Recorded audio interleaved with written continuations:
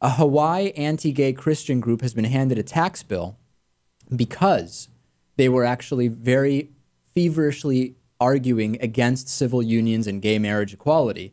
And you know what? You can't have 501, you can't have nonprofit status if you are essentially working on political issues like that. And this, you know what, Lewis? This should be happening to every single church that is advocating for candidates. We've been talking about this for a while.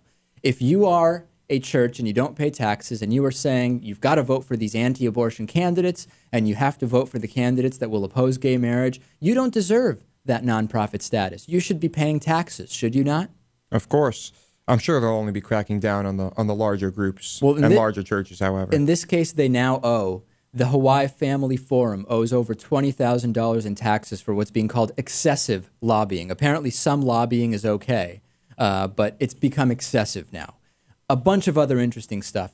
Gretchen Carlson, our friend Gretchen Carlson on Fox News, she wants to know, when did schools go off the rails for planning to teach about gay couples? Apparently just teaching about gay couples, Lewis, is a school going completely off the rails. And I have video of this, and she's talking to some kind of expert on, this is from Montana, about what's going on with gay marriage, and they're actually teaching kids that it's okay to be gay.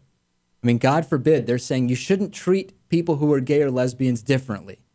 And according to Gretchen Carlson, that's extreme. You can teach children that gay couples exist, that this condition exists, without taking a stance on it. Condition? Well, I wouldn't. Okay, not a condition. Uh-oh. This is where Lewis starts digging a hole for himself, ladies and gentlemen. Okay, you've had your fair share of slips, so let's... Okay. Homosexuality exists. Homosexuality exists. Yeah. You don't have to condemn it or condone it to teach about it, just to state that it exists. Okay, but they should be doing more. They should be saying you shouldn't discriminate. Let's take a listen. Closely with parents and still give them that full discretion. So many people are wondering, this is not San Francisco. This is not the liberal values of San Francisco. We're talking about Helena, Montana. How did Helena, Montana seem to go off the rails? At least that's what a lot of parents have told us. Yeah, well, we don't believe we've gone off the rails. In fact, in Helena, Montana, like other communities in this country, we have a diversity in our population. Okay, so we don't even need to hear the rest. The question is just a typical Fox News question. It's so crazy. Oh, the horror of telling children that gay people are as human as straight people. Oh, the horror, Lewis. When did Montana go off the rails? I think it should be mandatory that children are at least taught that homosexuality exists in their normal sex ed classes. That to me is too low of a barometer.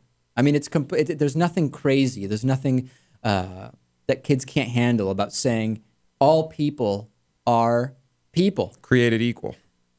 I mean, I hate to be cliche.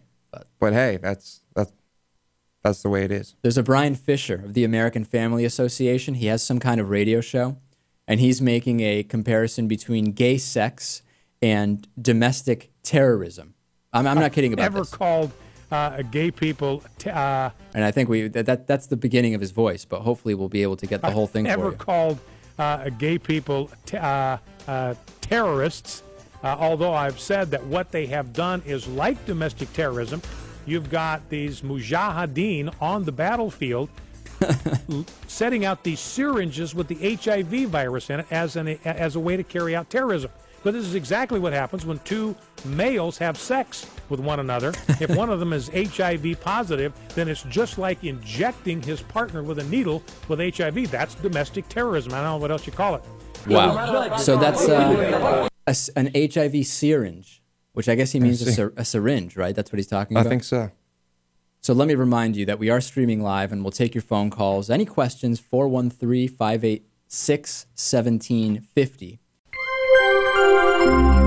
Midweek Politics is made possible in part by the Daily Hampshire Gazette and GazetteNet.com, connecting our communities with local news and information. By the National Priorities Project and Smith College Department of Government, hosting Congresswoman Donna Edwards on Sunday, October 3rd. More information at nationalpriorities.org. By DIF Design, specializing in custom business websites at difdesign.com. To find out more about underwriting Midweek Politics, visit midweekpolitics.com.